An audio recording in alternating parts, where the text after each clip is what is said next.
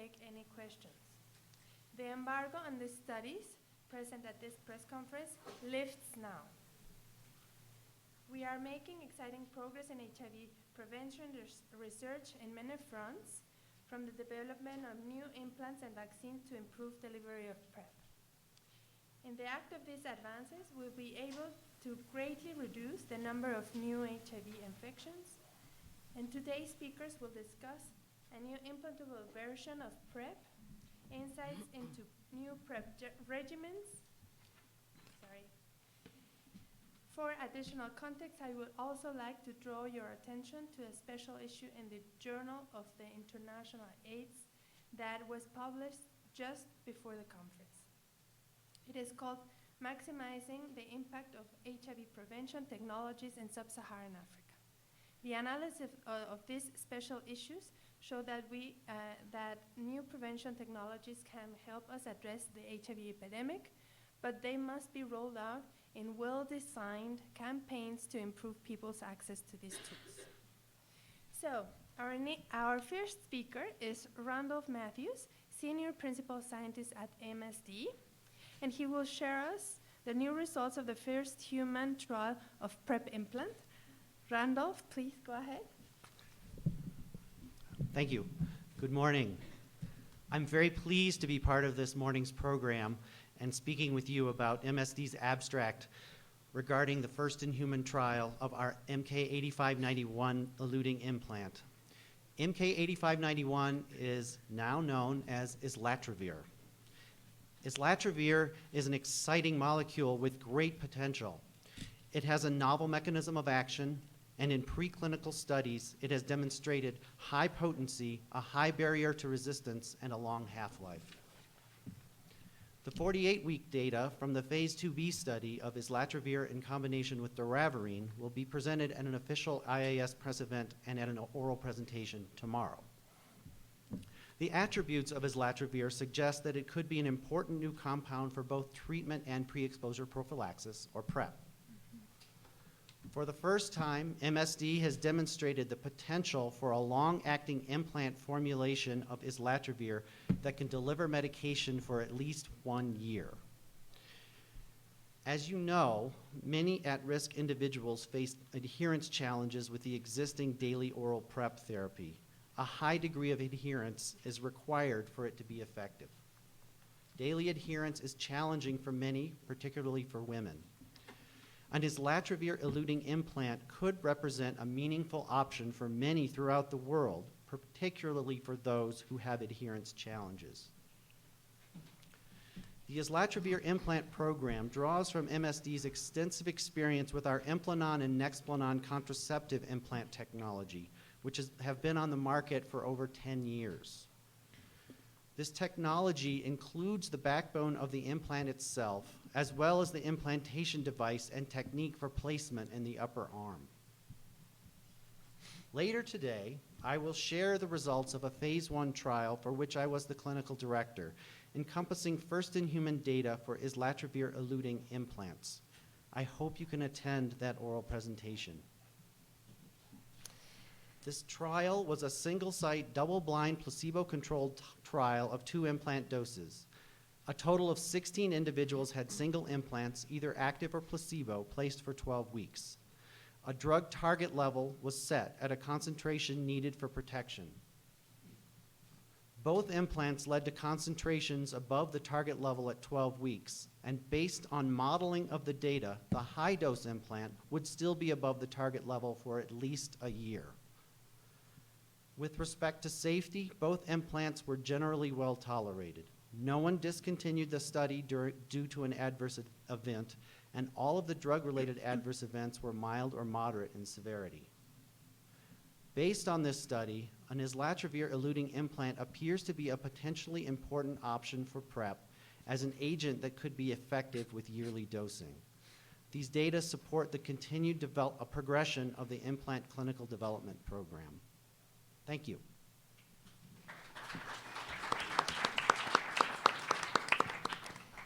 Thank you, Randolph. Our next speaker is Christoph Spinner, a consultant physician, infectious disease, and associate professor in medicine in the Technical University at Munich.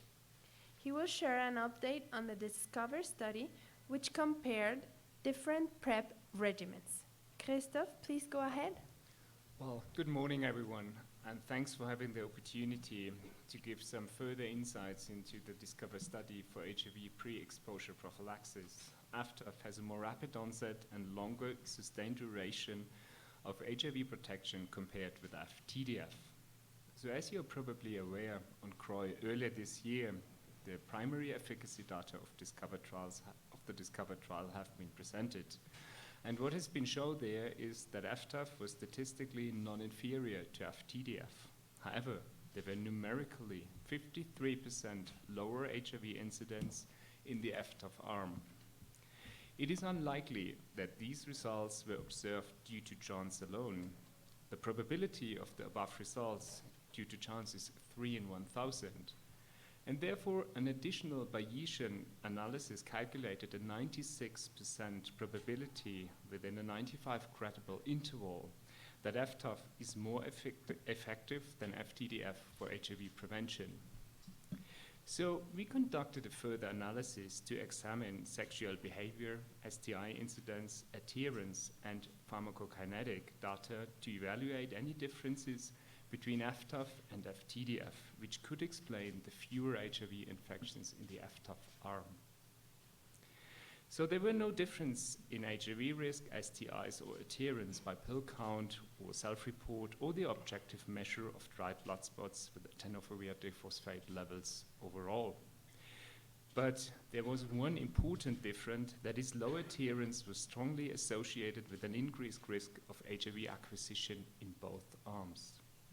So what is the difference for FTAF and FTDF in terms of efficacy? And as I announced already, there were significant differences in tenofovir diphosphate levels inside PBMCs, the effector cells for HIV prevention, such as tenofovir diphosphate levels in PBMCs were 6.3-fold higher with FTAF versus FTDF. And despite similar adherence, 98% in the FTAF arm are above the clinical threshold for HIV prevention efficacy, which is EC90, as compared with 68% in FTDF arm. And based on 3 phase 1 PK studies, it is known that FTAF exceeds the clinical threshold for protection within 1 to 2 hours of first dose versus 3 to 4 doses of FTDF. And based on modeling observed data, FTAF remained above the clinical threshold for protection for 16 days versus 10 days with TDF. So in conclusion, the more rapid onset and longer duration of protection may be the most probable explanation for the higher prevention efficacy of FTAF. In summary, FTAF is a safer, potentially more efficacious option than FTDF for prevention. Thank you.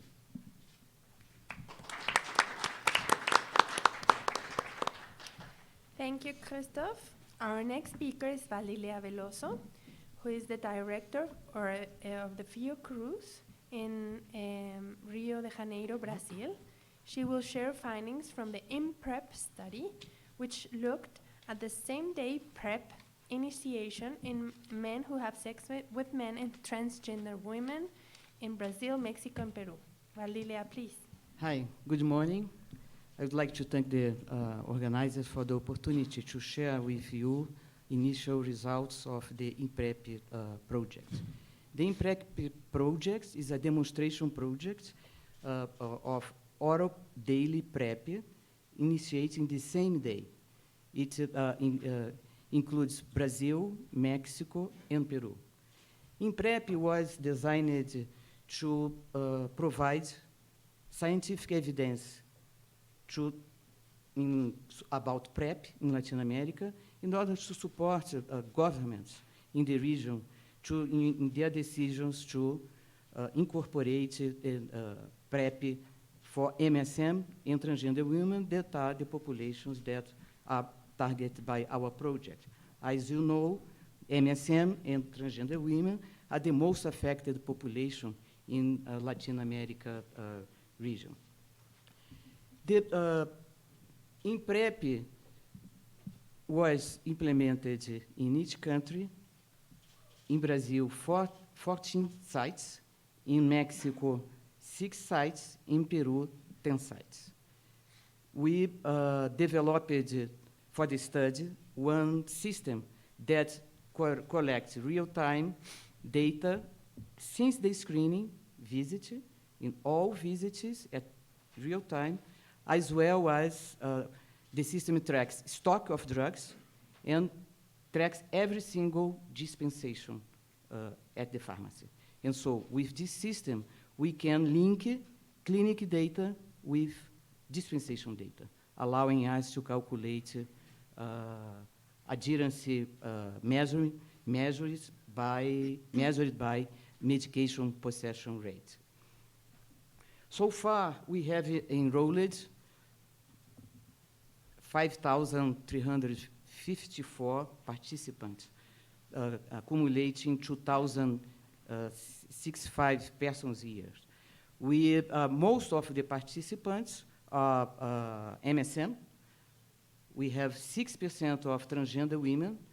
The percentage is not high, but the number of transgender enrolled in the study, that are 335, is high. And so compared to other demonstration projects that we have, not only in the region, but all over the studies that have been conducted.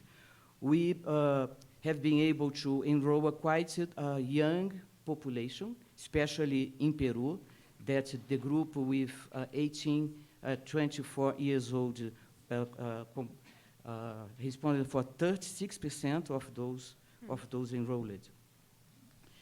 One important thing is that only 1% of the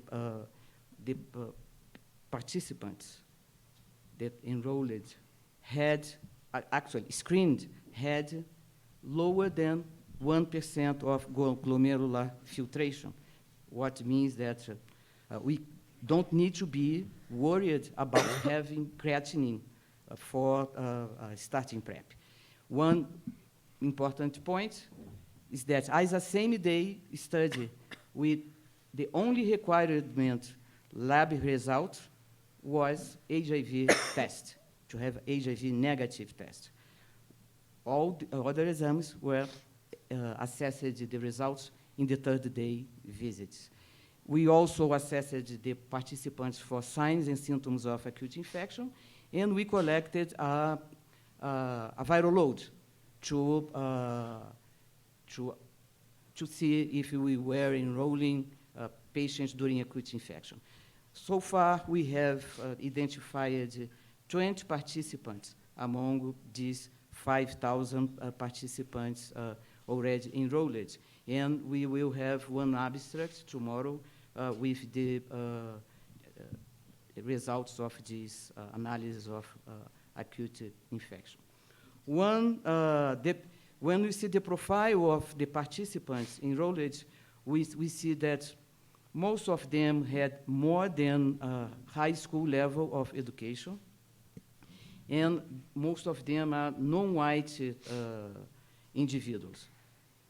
One important point is that in Peru, we also had participants with a higher proportion of participants with lower education. One point that I think that is important is the high proportion of participants that related sex work. And so this is one population that we are really very much willing to reach. And so it was very important to enroll these participants. Binge drinking was very high, with overall 66%, achieving 74% in Peru.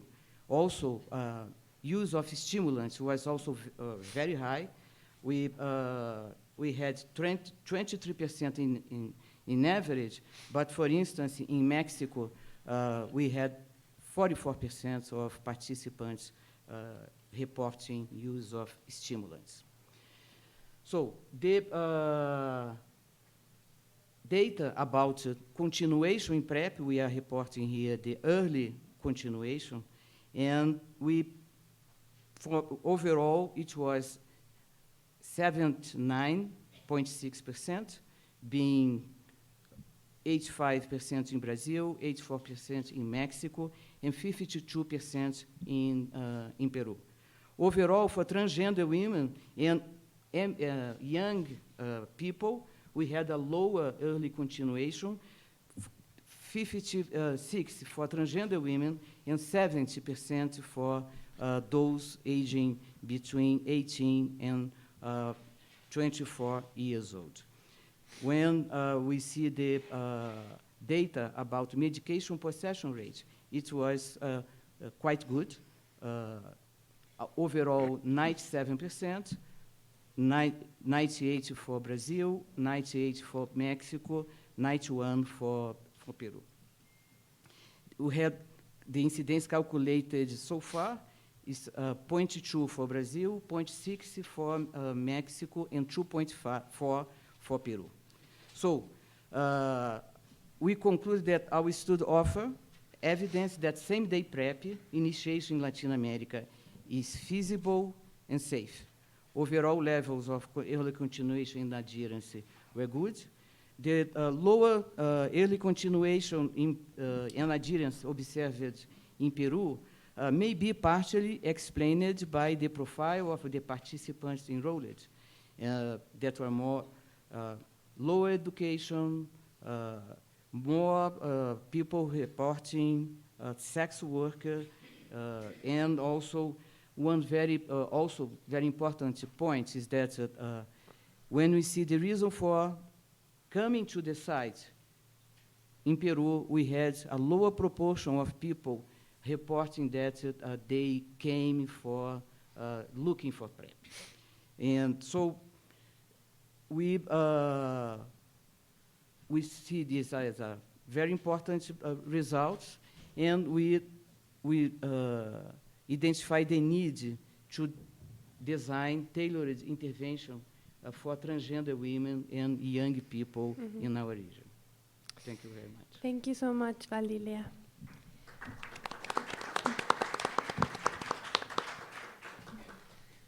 So our next speaker is Hanneke Schumacher, Global Head Viral Vaccines in Janssen Pharmaceutical Companies, and she will present phase 2 results from the ASCENT vaccine studies. Hanneke, please go ahead. Thank you. Thank you for the opportunity to share some background on the findings that we will report during this IAS. Janssen Vaccines, which is part of Johnson & Johnson, is working in collaboration with partners to develop a global mosaic HIV vaccine that aims to prevent infections due to the wide range of HIV strains that are circulating around the world and that are responsible for the pandemic. We call our vaccine mosaic because the regimen contains mosaic HIV immunogens that were created using the genetic information from a large number of viral subtypes, and the mosaic HIV vaccine candidate induces immune responses against a broad range of HIV strains. This afternoon at IAS, we are reporting late-breaking data from clinical trials with our candidate mosaic HIV vaccine. With each clinical study that we are doing, we are working towards optimization of the regimen to make a global HIV vaccine. The regimen that we are currently using in the ongoing, fully enrolled phase 2b proof of concept study in Bokodo in Southern Africa was selected in the approach study. There we identified that a regimen of 4 vaccinations with our mosaic HIV vaccine gave most optimal immune responses that correlated with protection to challenge in preclinical studies.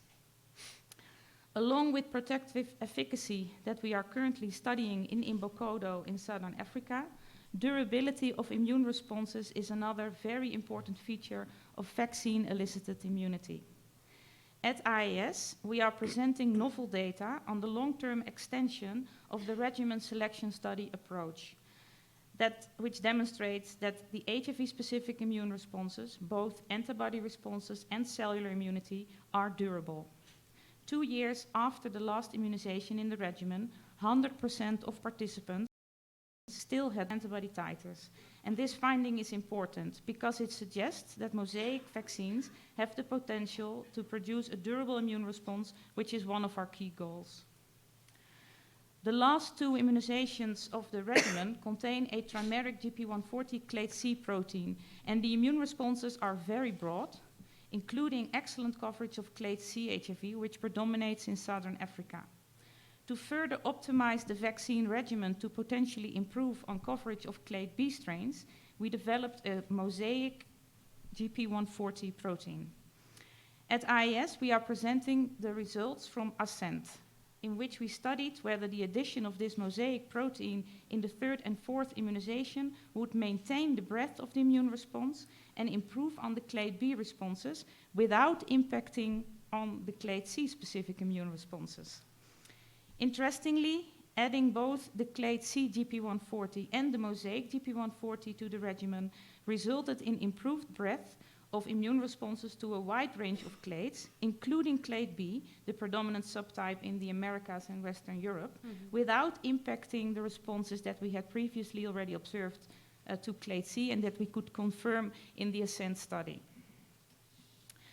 The data from the ASCENT study have allowed us to select the 4-dose vaccine regimen based on At26 HIV MOS, with both the clade C trimeric GP140 and the mosaic GP140 in the 3rd and 4th immunization for our first phase 3 efficacy study for the mosaic HIV vaccine. The new study, called Mosaico, is expected to start later this year and will enroll 3,800 volunteers from 8 different countries across North America, South America, and Europe. Volunteers will be men who have sex with men and transgender individuals, all at risk for HIV. The study is being supported by a public-private partnership between Johnson & Johnson, the National Institute of Allergy and Infectious Disease at NIH, the HIV Vaccines Trial Network, HVTN, and the US Army Medical Research and Development Command. So in wrap-up, Approach and Ascent are the latest in a series of early-stage studies that have suggested mosaic vaccines are very well tolerated, have a good safety profile, and an ability to produce an immune response to HIV. We will have to wait, of course, for efficacy results from studies like Mosaico and Imbokodo, and we hope to report on that data in a couple of years from now. Initial results from both studies from Imbokodo are expected somewhere late in 2021, and from the Mosaico study that we hope to start this year, somewhere in 2023. Thank you.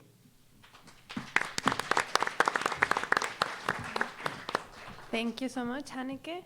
Our final speaker is William Probert, a researcher of infectious disease modeling at the University of Oxford.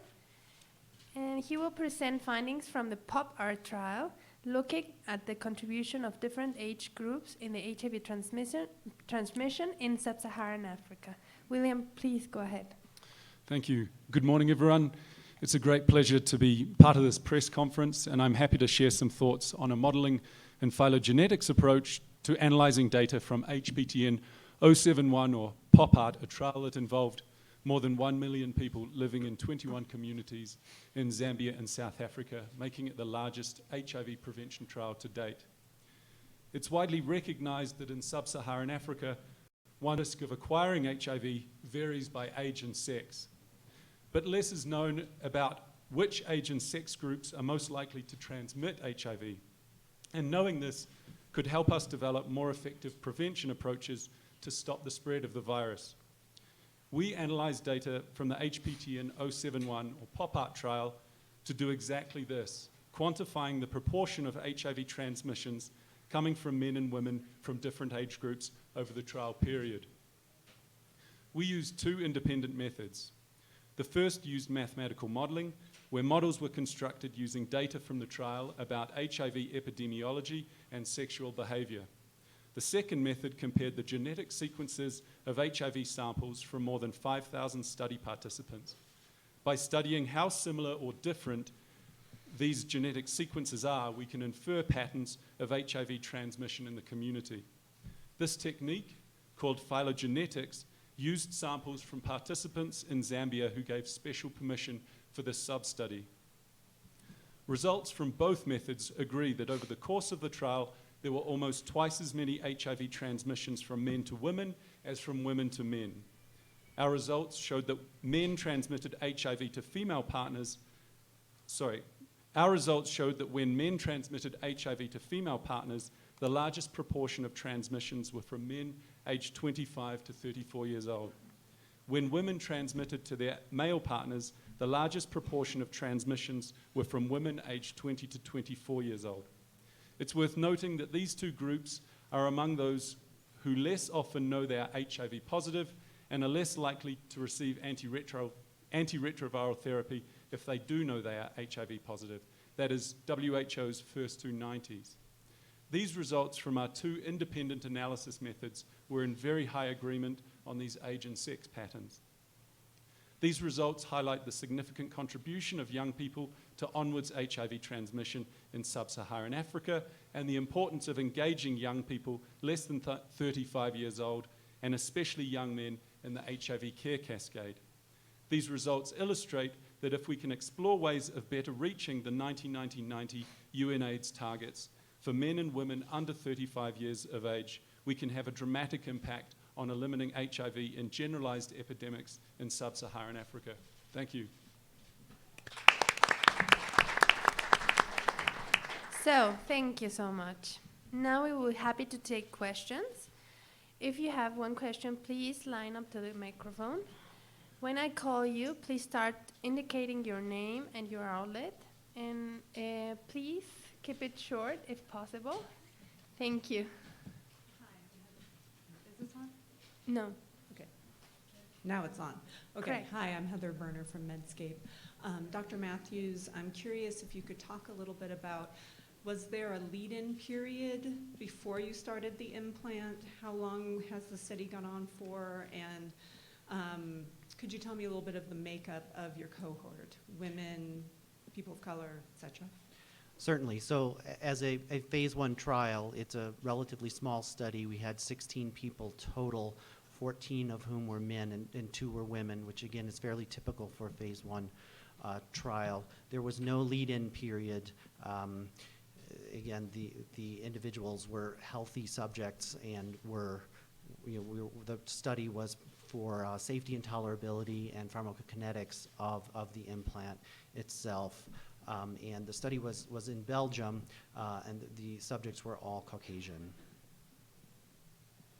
Go ahead. Hi, Peter Hayward from The Lancet. This is a question for Hanneke. You say the Mosaic trial is in MSM and transgender women. Are there any plans to test the vaccine in cisgender women?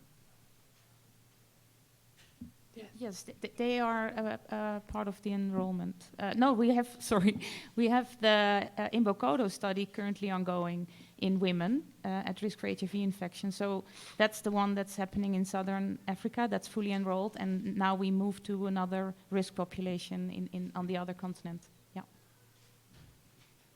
Go ahead. Hello, Gus Cairns, AIDS map question for Dr. Matthews. How visible is the implant? We had studies yesterday showing what a powerful false stigma is against PrEP adherence in places like Kenya. So the implant, based on the Nexplanon and Implanon experience, as I noted, was over 10 years. Those implants are generally not visible to others. The individual who has the implant is aware of it because you can feel it, but it is not actually apparent to others. Thank you. More questions?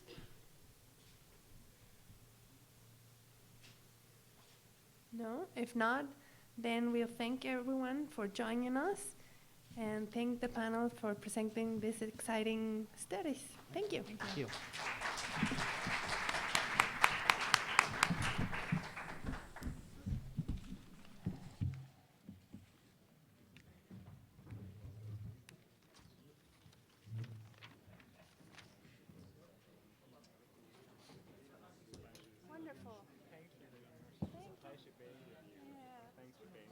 see you in 2021.